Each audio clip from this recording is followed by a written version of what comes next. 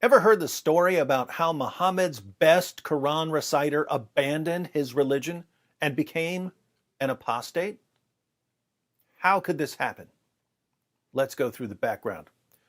According to Muslim scholars today, there is only one Quran perfectly preserved since the time of Muhammad. If anyone disagrees with a single word of the Quran, he's not a real Muslim.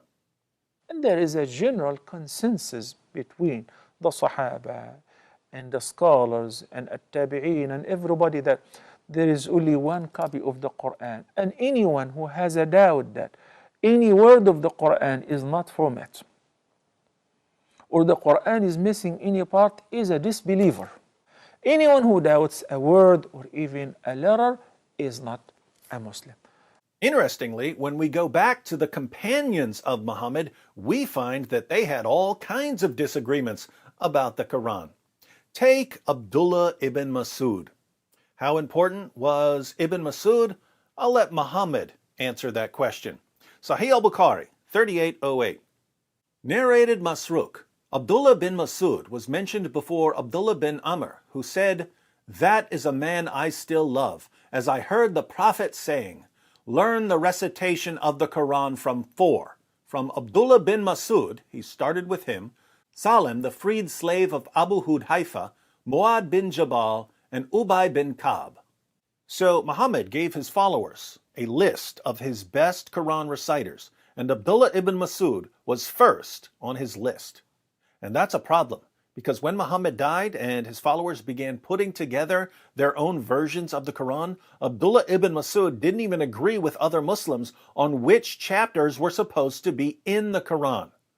According to Ibn Masud, Surah 1, Surah 113, and Surah 114 aren't supposed to be in the Quran. But we'll talk about the dispute over chapters in another video, because I want to make this as simple as possible for our Muslim friends. Muslim scholars say that you're a disbeliever if you doubt a single word of the one and only Quran. Anyone who doubts a word or even a letter is not a Muslim. And yet, Muhammad's own companions had such doubts. Here's an example that we find over and over again in Islam's most trusted sources. Sahih al-Bukhari, 4944. Narrated Ibrahim, the companions of Abdullah bin Masud came to Abi ad-Darda, and before they arrived at his home, he looked for them and found them. Then he asked them, "Who among you can recite the Quran as Abdullah recites it?" They replied, "All of us." He asked, "Who among you knows it by heart?" They pointed at Alqamah. Then he asked Alqamah, "How did you hear Abdullah bin Masud reciting Surat al-Layl, the night?" Alqamah recited, "By the male and the female." Abu ad-Darda said, "I testify that I heard the Prophet reciting it likewise, but these people want me to recite it by him who created male and female. But by Allah, I will not follow them." Now, what are these guys talking about? Well, they're talking about Surah 92, which in today's Quran begins with Allah swearing an oath, by the night as it envelops, by the day as it appears in brightness, by him who created male and female. Certainly, your efforts and deeds are diverse, different in aims and purposes. Verse 3 says, by him who created male and female. Who created male and female? Allah. So Allah is swearing by himself. He swears by the night and by the day and then by the creator of male and female, i.e. himself. But in the hadith we just read, Muhammad's companion Abu ad-Darda remembers it a different way. So he goes to the students of Ibn Masud, the students who learned the recitation of the Quran from Ibn Masud, just as Muhammad commanded.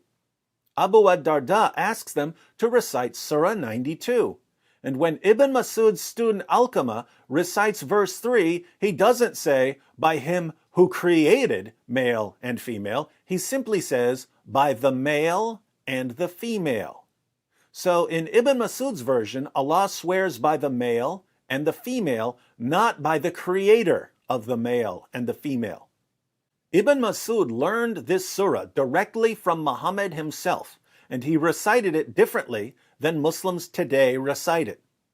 Here a Muslim might respond, well, maybe Ibn Masud memorized it incorrectly. But there are two problems here. One, you'll recall that Ibn Masud was first on Muhammad's list of his 4 top reciters. So if the best of the best couldn't get the Quran right, why do Muslims keep telling us that the Quran was so easy to memorize? 2, we have independent confirmation here from another companion. When Abu ad-Darda hears Ibn Masud's version, he says, I testify that I heard the Prophet reciting it likewise, but these people want me to recite it by him who created male and female. But by Allah, I will not follow them.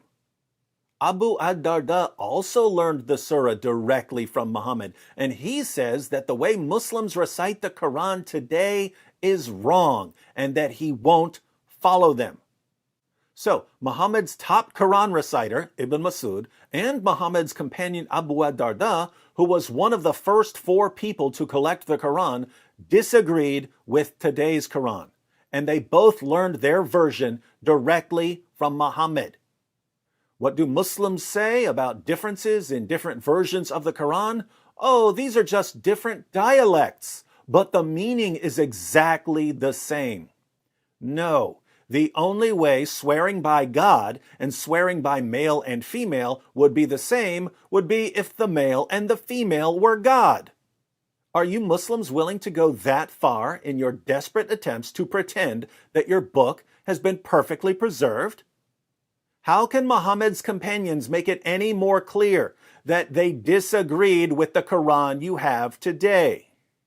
Putting all of this together, we can finally see how Muhammad's top Quran reciter, Abdullah ibn Masud, became an apostate.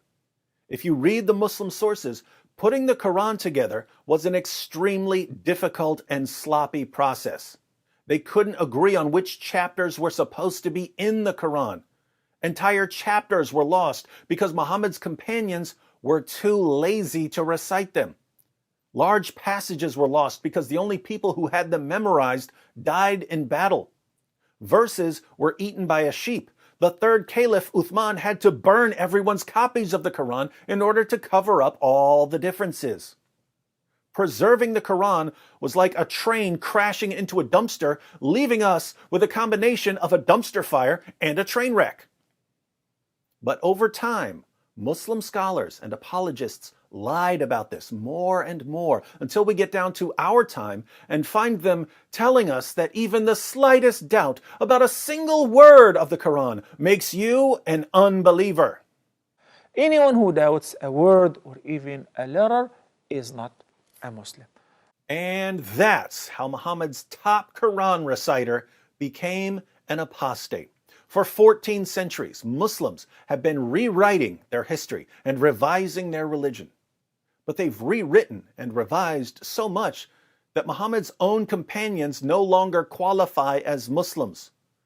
Muslim scholars and apologists today have built their religion upon a lie. They're so desperate to keep the lie going that they're willing to turn Muhammad's closest companions into liars and apostates. What's amazing here is that Muslims just don't seem to care. They love the lie about the Quran more than they love the companions who compiled the Quran.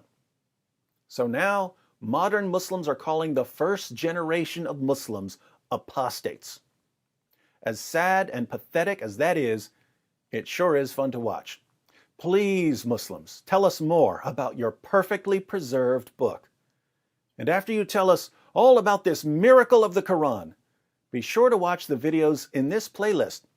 Since you know so much, maybe you can explain why Muhammad's own companions kept making up stories about the Quran being corrupted. Why would they say that about a book that's been perfectly preserved?